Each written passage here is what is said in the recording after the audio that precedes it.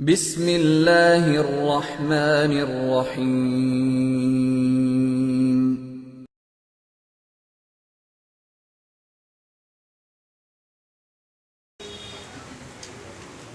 الحمدللہ وحدہ والصلاة والسلام على من لا نبی بعدہ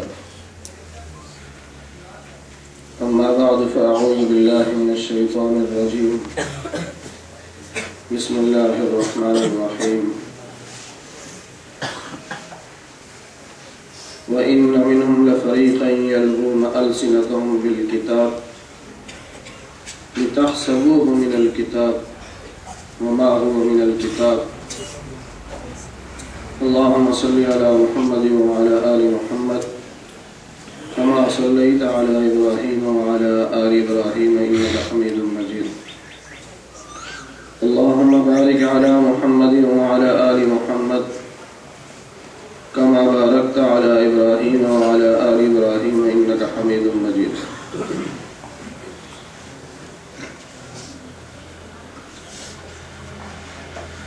اپنے اکابر کے حکم پر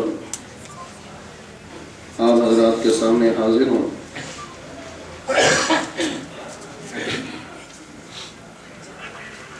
گفتگو کو دل نہیں چاہ رہا تھا، لیکن الامر فوق العدل کے تحت بیٹھ گیا ہوں، اور اس موقع پر مجھے خطیب اسلام مولانا اجمل خان رحمۃ اللہ علیہ یاد آئے۔ وہ کبھی کبھی ایسے مواقع پر پڑھا کرتے تھے،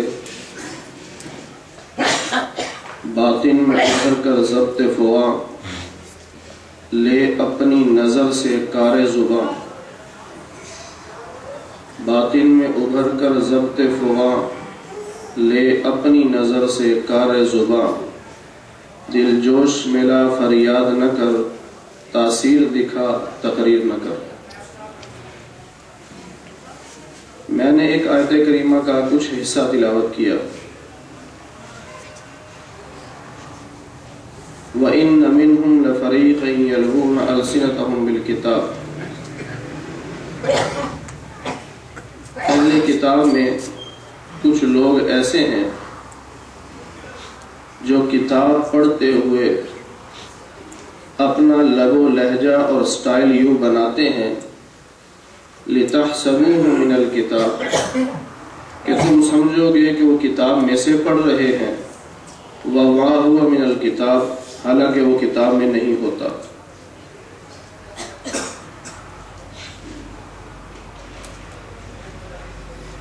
اہل باطل کو آپ دیکھیں، کتاب کھول کر، چاہے وہ حدیث کی کتاب ہو یا ہمارے اکابر علماء دیوبند کی کتاب ہو، پڑھتے وقت لہجہ یوں بنائیں گے کہ گویا یہ کتاب میں لکھا ہوا ہے، حالانکہ وہ کتاب میں ہوتا نہیں ہے۔ عام سی مثال اس کی سمجھ لیں، عوام الناس کو دھوکہ دیتے وقت غیر مقلد یہی کہتا ہے کہ لا صلاۃ لمن لم یقرأ بفاتحۃ الکتاب، کہ جو امام کے پیچھے فاتحہ نہیں پڑھتا اس کی نماز نہیں ہوتی۔ اب وہ اس انداز سے حدیث پاک کو پڑھتا ہے اور ترجمہ اس انداز سے کرتا ہے کہ عوام یہ سمجھتی ہے کہ یہ حدیث پاک کے الفاظ ہیں، حالانکہ حدیث پاک میں تو امام کے پیچھے کے الفاظ ہے ہی نہیں۔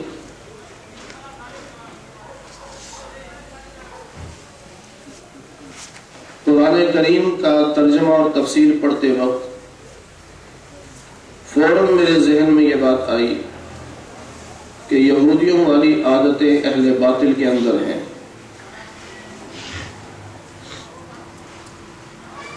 اور یاد رکھیے جس مزاج کے بزرگوں سے تعلق ہوگا وہی مزاج آپ کا بنے گا، اور جو مزاج آپ کا بنے گا پھر قرآن و حدیث کے مطالعے میں اللہ پاک آپ کے سینے میں دلائل اتارتے چلے جائیں گے۔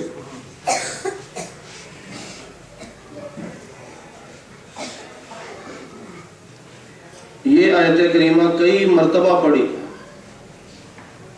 درس میں بھی بیان کی، ترجمے میں پڑھائی بھی، لیکن اس انداز سے سمجھ نہیں آئی تھی جو اب سمجھ آئی۔ کیوں؟ اب مزاج بنا ہے کہ اہل باطل کا تعاقب کرنا ہے اور عوام الناس کو بتانا ہے کہ اہل باطل کا طرز کیا ہے۔ تو جب سوچ یہ بنی اور اپنے اکابر کا ساتھ ملا تو اللہ نے پھر قرآن کریم میں سے دلائل استنباط کرنے کا طریقہ سکھایا۔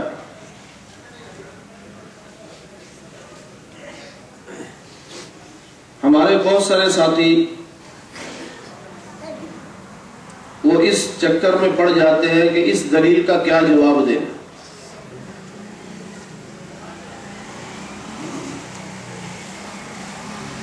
میں سورہ اعراف کا مطالعہ کر رہا تھا تو اللہ پاک نے میرے ذہن میں عجیب بات ڈالی کہ اللہ تعالیٰ نے شیطان سے پوچھا کہ جب تجھے میں نے حکم دیا تھا تو تم نے سجدہ کیوں نہیں کیا؟ تو شیطان نے جواب میں دلیل دی تھی، انا خیر منہ خلقتنی من نار وخلقتہ من طین۔ اب اللہ رب العزت کی سنت اس موقع پر کیا ہوئی، آپ کا طریقہ کیا ہوا کہ آپ نے شیطان کی دلیل کا جواب نہیں دیا، بلکہ فرمایا فَاخْرُجْ إِنَّكَ مِنَ الصَّاغِرِينَ، دفع ہو جا تو ذلیل لوگوں میں سے ہے۔ دلیل کا جواب نہیں۔ اب اس کا یہ مطلب نہیں ہے کہ اللہ کو دلیل کا جواب نہیں آتا تھا۔ ہمارے ذہن میں یہی بات بیٹھ جاتی ہے کہ اہل باطل نے کوئی دلیل دی، ہم نے جواب نہیں دیا یا ہمارے بڑوں نے جواب نہیں دیا، تو شاید اس دلیل کا جواب ہمارے پاس نہیں۔ یاد رکھیے، ہر شخص اس قابل نہیں ہے کہ اس کو دلیل کا جواب دیا جائے، اور ہر دلیل اس قابل نہیں کہ اس کا جواب دیا جائے۔ بعض لوگ شیطان کی طرح مردود ہیں اور ان کے دلائل شیطان کی دلیل کی طرح بیت عنکبوت ہیں۔ ایسوں کو منہ لگانے کی حاجت نہیں، اپنا کام جاری رکھے۔ باطل کا طرز یہ ہے کہ جب آپ کی محنت رنگ دکھانا شروع کرے گی تو وہ انتہائی نکمے لوگوں کو نکمی دلیلیں رٹا کر آپ کے پیچھے لگائیں گے تاکہ آپ کا وقت ضائع ہو۔ ہر آدمی کو جواب دینا اور ہر دلیل کا جواب دینا یہ ضروری نہیں۔ جب اللہ نے میرے دل میں یہ بات ڈالی تو پھر مجھے خیال آیا کہ ایک مرتبہ لاہور میں حجت اللہ فی الارض مولانا محمد امین اوکاڑوی نور اللہ مرقدہ تشریف لائے، تقریباً 1.5 گھنٹہ بیان فرمایا۔ بیان کے بعد آپ یوں حجرہ میں تشریف لے جا رہے تو ایک غیر مقلد لڑکا وہ کہنے لگا میری بات کا جواب دو، میری بات کا جواب دو۔ مولانا نے اس کی طرف دیکھا بھی نہیں اور فرمایا یہ لا مذہب ہے، اسے باہر نکالو، یہ لا مذہب ہے، نکالو باہر۔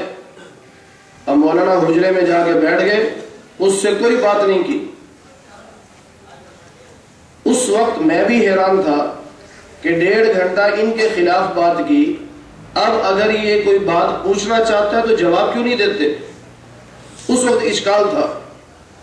لیکن کچھ بڑوں کی صحبت ملی ہے جس کی وجہ سے اللہ کا فضل ہے کہ بڑوں کی بات سمجھ آئے یا نہ آئے اعتراض نہیں کرتا۔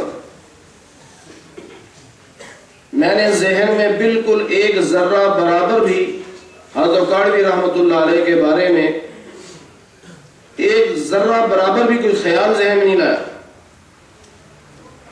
اب اللہ نے وہ بات سمجھا دی کہ ہر شخص کی دلیل کا جواب ضروری نہیں اور ہر شخص کو منہ لگانا یہ ضروری نہیں، بلکہ بعض اہل باطل آپ کے سامنے آئیں گے، وہ دلیل دیں گے، تو آپ نے اللہ کی سنت کو زندہ کرتے ہوئے کہنا فخرج انک من الصاغرین، چل دفع ہو جا، تو ذلیل ہے، ہم تجھے منہ نہیں لگاتے.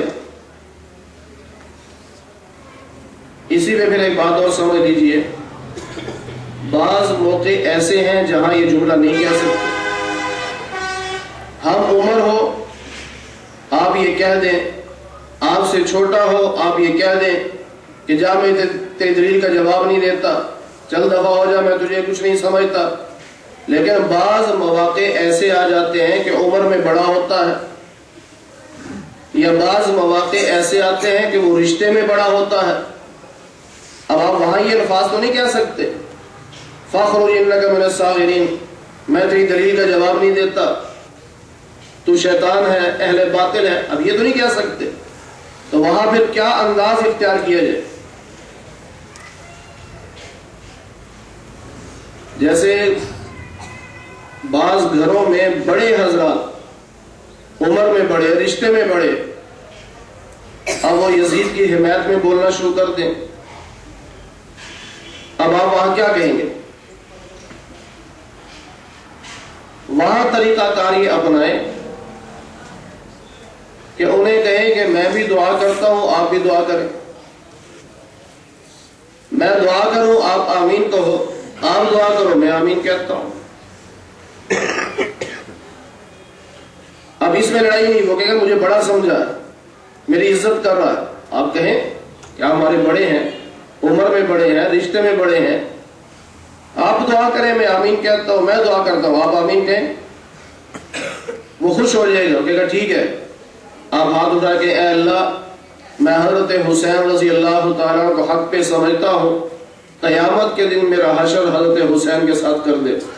اسے کہو بولو آمین، اب وہ آمین بولے گا.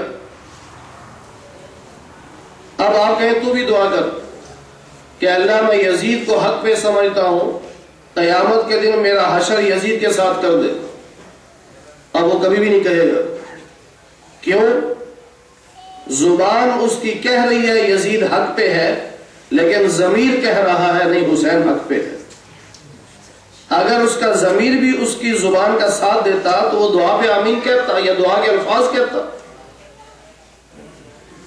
تو یہ بات میں نے اس لیے عرض کر دی کہ بعض مواقع پر سخت رویہ اختیار نہیں کیا جا سکتا، وہاں صرف دعا کے انداز میں ہی بڑوں کو شکست دی جا سکتی ہے. جیسے اہل بدعت جنہیں بعض علاقوں میں مماتی، بعض میں اشاعتی، بعض میں پتھری، مختلف نام ہیں، اور بدعت کی تعریف بھی ہے، ہر علاقے کی بدعت الگ ہوتی ہے. تو یہ اہل بدعت ہونے کی پکی دلیل ہے کہ ان کے نام ہی الگ الگ ہیں، ہر علاقے میں نام الگ. اب وہ اس قبر کو نہیں مانتے، کہتے ہیں یہ جو مٹی کی قبر ہے یہ قبر نہیں. اب اگر آپ کے گھر میں کوئی بڑا ہے اور وہ یہ بات کہتا ہے تو اس سے بحث نہ کریں، وہاں بھی دعا کا انداز اختیار کریں کہ حضرت یہ قبر ہے یا نہیں. دعا کر لیتے ہیں اے اللہ مجھے مرنے کے بعد یہ قبر نصیب کرنا، اور تو کہہ دے کہ یہ قبر نہیں، اللہ مجھے نصیب نہ کرنا. اب وہ نہیں کہے گا، اس لیے کہ اس کا ضمیر بھی مانتا ہے کہ قبر تو یہی ہے، دفن تو یہی ہو رہا ہے، لیکن زبان سے دھوکہ دے رہا. تو میں نے عرض کیا کہ اس آیت کو پڑھیں اور پھر اہل باطل کو دیکھیں. وَإِنَّ مِنْهُمْ لَفَرِيقًا يَلْوُونَ أَلْسِنَتَهُمْ، بولتے وقت، کتاب پڑھتے وقت لہجہ ایسا بنائیں گے کہ لِتَحْسَبُوهُ مِنَ الْكِتَابِ، تم سمجھو کہ کتاب میں سے پڑھ رہا ہے. وَمَا هُوَ مِنَ الْكِتَابِ، حالانکہ وہ کتاب میں سے نہیں ہوتا۔ پھر میں بخاری شریف میں پڑھ رہا تھا کہ جب یہودیوں کے ایک شہزادے نے بدکاری کی تو انہوں نے اپنی ایک جاسوس ٹیم کو پہلے بھیجا نبی پاک صلی اللہ علیہ وسلم کے پاس کہ آپ سے پوچھیں کہ زنا کی سزا کیا ہے، اور جب وہ تم سے پوچھیں کہ تورات میں کیا لکھی ہے تو کہہ دینا کہ اتنی سزا ہے کہ منہ کالا کر کے اور گدھے پہ بٹھا کے چند چکر لگوا دو۔ سنسار والی سزا کا اقرار نہ کرنا۔ اب وہ جب نبی پاک صلی اللہ علیہ وسلم کے پاس پہنچے تو یہودیوں نے کیا طرز اختیار کیا تھا؟ کتاب پہ ہاتھ رکھ لیا جہاں سنسار کی سزا تھی، اور جو سزا منہ کالا کرنے والی تھی وہ پڑھ کے سنا رہے، سنسار والی سزا نہیں سنا رہے، ہاتھ رکھ لیا۔ اللہ تعالیٰ نے نبی پاک صلی اللہ علیہ وسلم کو بذریعہ وحی اطلاع کر دی۔ آپ ہمیں ہاتھ اٹھا کے پڑھو یہاں کیا لکھا ہے۔ راز فاش ہو گیا۔ مماتی بھی یوں ہی کرتا ہے۔ حضرت تھانوی کا عقیدہ دیکھو، فلاں کا عقیدہ دیکھو، کتاب سامنے رکھے گا، لیکن جہاں نبی پاک صلی اللہ علیہ وسلم کی حیات لکھی ہوگی یا سماع موتا کا ذکر ہوگا وہاں ہاتھ رکھ لے گا، باقی عبارت پڑھے گا وہ عبارت نہیں پڑھے گا۔ تو یہ اہل باطل کا طرز ہے جو حقیقت میں یہودیوں کی عادت ہے۔